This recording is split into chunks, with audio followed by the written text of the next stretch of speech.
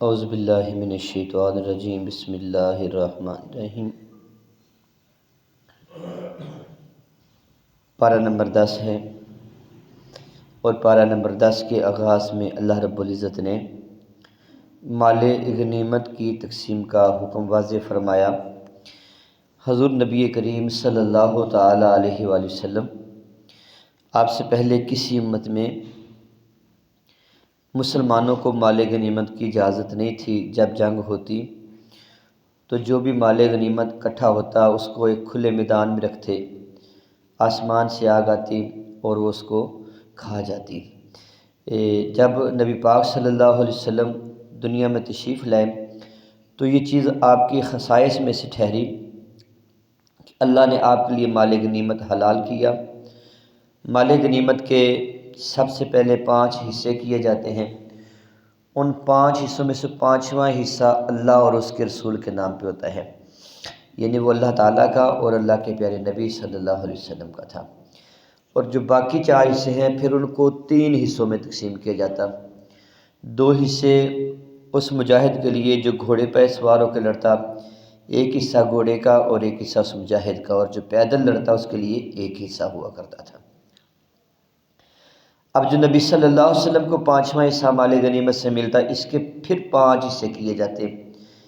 ایک حصہ نبی پاک صلی اللہ علیہ وسلم اپنے اہل و عیال کے لیے رکھتے، ایک حصہ اپنے رشتہ داروں کے لیے، تیسرا حصہ یتیموں کے لیے، چوتھا حصہ مسکینوں کے لیے، اور 5واں حصہ مسافروں کے لیے۔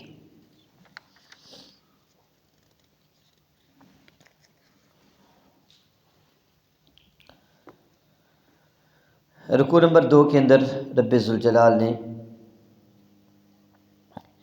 ایک حقیقت بیان فرمائی، وہ یہ ہے کہ جب تک مسلمان اللہ اور اس کی رسول کی اطاعت میں رہیں گے اس وقت تک یہ غالب رہیں گی، اور جب یہ اللہ اور اس کی رسول کے اطاعت سے منہ پھیریں گے تو ان کی ہوا اکھڑ جائے گی۔ رکوع نمبر 3 کے اندر رب ذوالجلال نے ایک آفاقی قانون بیان فرمایا، ان اللہ لم یک مغیرا نعمۃ انعمها علی قوم حتی یغیروا ما بانفسہم،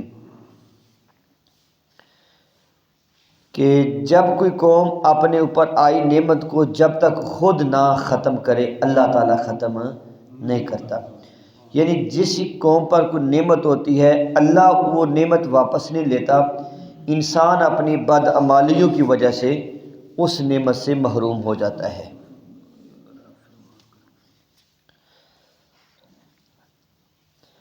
رکوع نمبر 4 کے اندر اللہ رب العزت نے اپنے پیارے محبوب کو ارشاد فرمایا، یا ایھا النبی حسبک اللہ ومن اتبعک من المؤمنین، اے نبی آپ کے لیے اللہ کافی ہے اور آپ کے لیے مومنوں میں سے وہ مومن جو آپ کا پیروکار ہے۔ تو اس آیت کو اگر عمومی معنی میں لیں تو عمومی معنی میں یہ ہے کہ اللہ فرما رہے ہیں میرے محبوب آپ مشرکین یا منافقین یا کسی اور کی طرف نہ دیکھیں، آپ کے لیے اللہ بھی کافی ہے، مومن بھی کافی ہیں۔ نمبر 2، اگر اس کو خصوصی طور پر لیں تو یہ حضرت مولا کائنات کے حوالے سے آیت نازل ہوئی۔ اللہ فرماتا ہے میرے محبوب جب آپ نے کافروں سے جہاد کرنا ہے تو آپ کسی پہ انحصار نہ کریں، آپ کے لیے اللہ تعالیٰ مددگار ہے اور علی پاک آپ کے مددگار ہیں۔ یہاں سے یہ جو ایک جملہ لکھا جاتا ہے گاڑیوں کے پیچھے بھی، اور لوگوں کو اس سے مطلب گمراہ کیا جاتا ہے، میرے لیے اللہ ہی کافی ہے، تو وہ کہتے ہیں کہ اگر آپ اللہ کے علاوہ کسی اور کو اپنے ساتھ کافی کریں گے تو یہ شرک ہوگا۔ لیکن سورہ توبہ کی سورۃ انفال کی یہ آیت نمبر 64 کہہ رہی ہے، اے نبی آپ کے لیے اللہ بھی کافی ہے اور مومن بھی کافی ہے۔ رکوع نمبر 6 کے اندر اللہ رب العزت نے 3 طبقات کا ذکر کیا، ایک مہاجرین کا، ایک انصار کا اور ایک منافقوں کا۔ مہاجرین کا ذکر اللہ تعالیٰ نے یوں فرمایا، ان الذین آمنوا وہاجروا وجاہدوا باموالہم وانفسہم، مہاجرین نے ایمان لایا، ہجرت کی، جہاد کیا، مال کے ساتھ بھی جان کے ساتھ بھی۔ انصار کا یوں ذکر کیا، والذین آووا ونصروا، جنہوں نے ان مہاجرین کو پناہ دی اور ان کے مددگار بنے۔ خدا فرماتا ہے کہ یہ دو گروہ آپس میں دوست ہیں، ان کی تو آپس میں دوستی ہے، لیکن منافق وہ نہ مہاجرین کے دوست ہیں نہ انصار کے دوست ہیں۔ رکوع نمبر 7 سے سورہ توبہ کا آغاز ہو رہا ہے۔ سورہ توبہ کے شروع میں بسم اللہ الرحمن الرحیم نہیں لکھی گئی، اور اس کا سبب یوں بیان کرتے ہیں کہ چونکہ اس سورت کے شروع میں اللہ تعالیٰ نے اپنے جلال کا ذکر کیا ہے، مشرکین پہ سختی فرمائی ہے، تو چونکہ یہ اللہ تعالیٰ نے سختی کے الفاظ ارشاد فرمانے تھے، اس لیے سورت کا آغاز بسم اللہ سے نہیں کیا گیا، اور یہ بات درست نہیں ہے۔ درست بات یہ ہے کہ قرآن پاک کی جتنی بھی صورتیں تھیں، ہر صورت کے آخر میں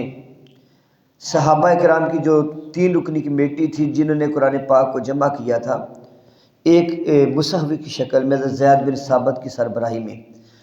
ہر صورت کے بارے میں یقین تھا کہ یہاں پر یہ صورت ختم ہو گئی ہے اور یہ صورت اس آیت سے شروع ہوئی ہے۔ لیکن جب صورت انفال اور صورت توبہ کی باری آئی تو یہاں پر اس کمیٹی کو یہ مغالطہ لگا کہ یہ جو سورہ انفال کی آخری آیت ہے، اس کو ہم سورت توبہ میں شامل کریں یا سورت انفال کی آخری آیت رکھیں۔ جب یہ بات ہوئی تو تب انہوں نے یہاں پر بسم اللہ الرحمن الرحیم لکھا، کیونکہ بسم اللہ کا مطلب یہ ہوتا تھا کہ اب یہاں سے پچھلی صورت ختم ہے اور اگلی صورت شروع ہے۔ اور یہ ذہن میں رکھیں کہ جس صورت کے شروع میں بھی بسم اللہ الرحمن الرحیم لکھی گئی وہ اس صورت کا حصہ نہیں ہے، بلکہ وہ اس صورتوں کے درمیان ایک فرق ڈالنے کے لیے یہاں پر ایک صورت ختم ہوگی، اگلی صورت شروع ہو رہی ہے، یہ اس لیے تھا۔ البتہ سورہ نمل کے اندر جو بسم اللہ الرحمن الرحیم آ گئی ہے وہ قرآن پاک کا حصہ ہے، یعنی سورہ نمل کے اندر بسم اللہ حصہ ہے، باقی صورتوں کے شروع میں یہ جو بسم اللہ ہے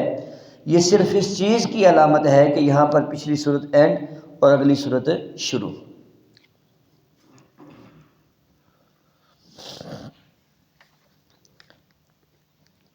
سورہ توبہ کے آغاز میں اللہ رب العزت نے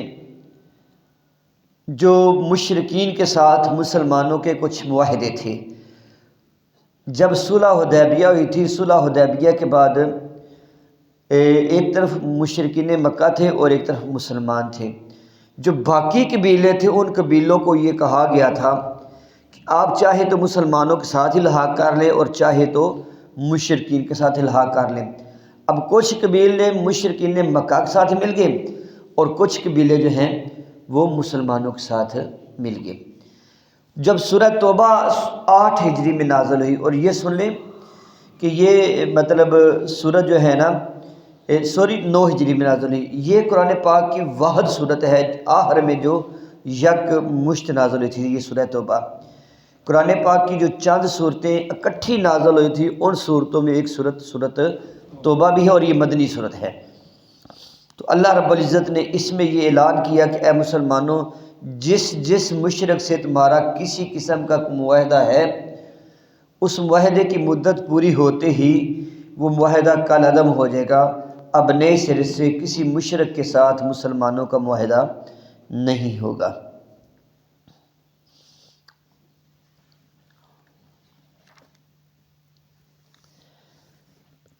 اور اس کے رکوع نمبر 9 کے اندر اللہ رب العزت نے خانہ کعبے کے حوالے سے اعلان کیا کہ مشرکین کو کوئی حق نہیں کہ وہ خانہ کعبہ کا انتظام و انصرام سنبھالے یا خانہ کعبے کو آباد کریں۔ اور اللہ نے فرمایا انما یامر مساجد اللہ من آمن باللہ والیوم الآخر، یہ آیت خاص تو خانہ کعبے کے حوالے سے نازل ہوئی تھی، لیکن اس کو اپنے عمومی الفاظ کی وجہ سے اس کو ہر مسجد کو شامل کرتے ہیں کہ جو بندہ بھی اللہ اور اس کے رسول پر ایمان رکھتا ہے، نماز قائم کرتا ہے، زکوٰۃ دیتا ہے اور اللہ کے سوا کسی سے نہیں ڈرتا، وہ بندہ مسجد کو آباد کر سکتا ہے، اس کے علاوہ کوئی اور بندہ مسجد کو آباد نہیں کر سکتا۔ اور پھر حج کے انتظامی معاملات بھی مشرکین کے حوالے تھے، جن میں ایک تھا حاجیوں کو پانی پلانا، حاجیوں کو رہائشیں فراہم کرنا۔ اللہ نے فرمایا یہ سارے حقوق یہ بھی مشرکین سے لے کے اب مسلمانوں کو سونپے جاتے ہیں۔ اور رکوع نمبر 9 کے اندر اللہ رب العزت نے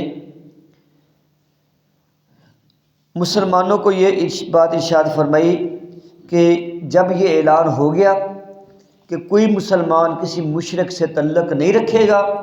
مسلمان کا دوست ہوگا، مہاجر انصاری کا، انصاری مہاجر کا، کافر سے دوستی کی اجازت نہیں۔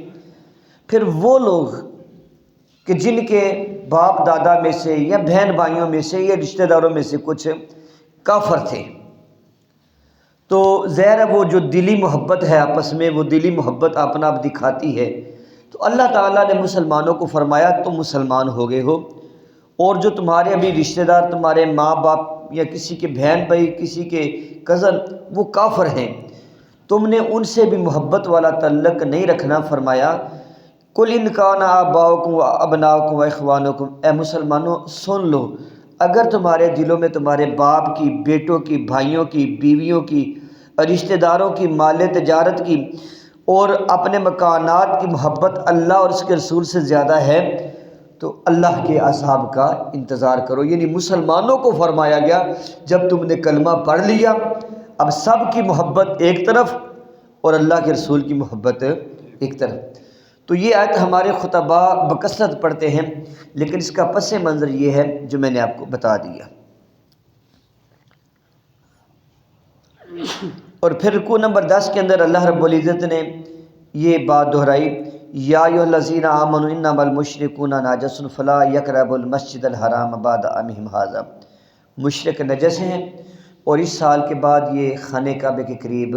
نہیں جائیں گے۔ جب ہم جدہ ایئرپورٹ سے اتر کے خانہ کعبہ کی طرف جاتے ہیں تو درمیانے میں ایک مقام آتا ہے، وہ پل بنا پر بڑا سا قرآن پاک بھی بنا ہے، اس کے آگے مشرکین کا داخلہ منع ہے، صرف مسلمان جا سکتے ہیں۔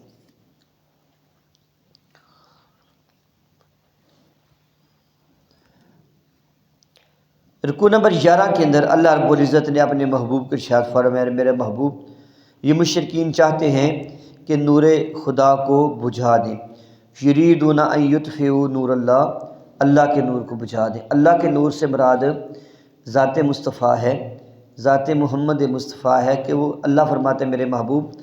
مشرکین کا یہ ارادہ ہے کہ آپ کو شہید کریں، لیکن اللہ تعالیٰ کیا کہتے ہیں، واللہ ویاب اللہ الا ان یتم نورہ،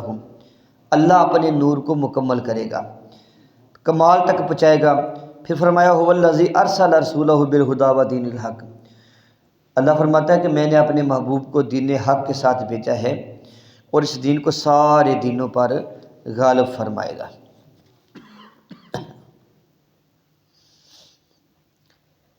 رکوع نمبر 12 کے اندر اللہ رب العزت نے سیدنا صدیق اکبر رضی اللہ تعالیٰ عنہ آپ کی صحابیت کا ذکر کیا، حضور کے واحد صحابی کے جن کی صحابیت کی گواہی قرآن پاک نے دی ہے، ثانی اثنین اذ ھما فی الغار اذ یقول لصاحبہ لا تحزن ان اللہ معنا، تو حضرت سیدنا صدیق اکبر کا یہ ایسا اعزاز ہے جو کسی اور صحابی کو نصیب نہیں ہے۔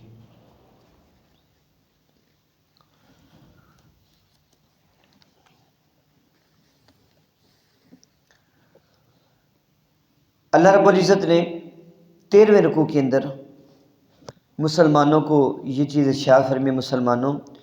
تم دیکھو گے کہ بظاہر منافقوں کے پاس مال و دولت اور دنیا کی آسائشیں زیادہ ہیں، اور تمہارے دل میں یہ خیال آ سکتا ہے کہ دل سے ہم مانتے ہیں لیکن جو دنیا کی آسائشیں ہیں یہ ان کے پاس زیادہ ہیں۔ اللہ نے اس خیال کا وسوسے کا جواب یوں دیا، فلا تعجبک اموالہم ولا اولادہم، اے مسلمانوں آپ کو ان کے مال اور اولاد کی کثرت تعجب میں ڈالے، انما یرید اللہ لیعذبہم بہا فی الحیات دنیا، اللہ کا ارادہ ہے کہ اللہ ان کے مال اور دولت کے ساتھ ہی ان کو دنیا میں عذاب دے دے، یعنی ان کا مال اور دولت ان کے راحت کے لیے نہیں ہے بلکہ ان کی آزمائش کے لیے ہے۔ اور پھر اللہ نے منافقوں کی نشانی بیان فرمائی، وَلَا يَأْتُونَ الصَّلَاةَ إِلَّا وَهُمْ كُسَالَىٰ، جب نماز پڑھنے کا ٹائم آتا ہے تو ان پہ سستی طاری ہو جاتی ہے، اور وہ سستی کے مارے بڑی مشکل سے نماز کے لیے آتے ہیں، ان کا دل نہیں کرتا مسجد کے وہ آنے میں۔ اور وَلَا يُنْفِقُونَ إِلَّا وَهُمْ كَارِهُونَ، اور پیسے بھی خرچ کرتے ہیں تو مجبور ہو کے، صدقہ خیرات بھی دیتے ہیں تو خوشی سے نہیں دیتے، مجبور ہو کے برے دل کے ساتھ دیتے ہیں۔ رکوع نمبر 14 کے اندر اللہ نے زکوٰۃ کے مصارف بیان فرمایا کہ زکوٰۃ کو کہاں کہاں خرچ کرنا ہے۔ اس میں نمبر 1 فقیروں کا ذکر ہے، نمبر 2 مسکینوں کا، نمبر 3 جو زکوٰۃ اکٹھی کرنے والے ہیں، نمبر 4 جو لوگ نئے نئے مسلمان ہوتے ہیں، نمبر 5 کسی غلام کو آزاد کرانے میں، نمبر 6 کسی مقروض کا قرضہ اتارنے میں، نمبر 7 فی سبیل اللہ جو بھی رفاہ عامہ کا کام ہے، مدارس ہیں، اور جو مطلب 8واں ہے جو مسافر ہے، مسافر کو زکوٰۃ دی جائے گی۔ اور پھر رکوع نمبر 15 کے اندر اللہ رب العزت نے یہ چیز ارشاد فرمائی کہ میرے محبوب وَلَا تُصَلِّ عَلَىٰ أَحَدٍ مِّنْهُمْ مَاتَ أَبَدًا وَلَا تَقُمْ عَلَىٰ قَبْرِهِ، اے میرے نبی آپ نے کسی منافق کی نماز جنازہ بھی نہیں پڑھنی اور کسی منافق کی قبر پہ بھی نہیں جانا،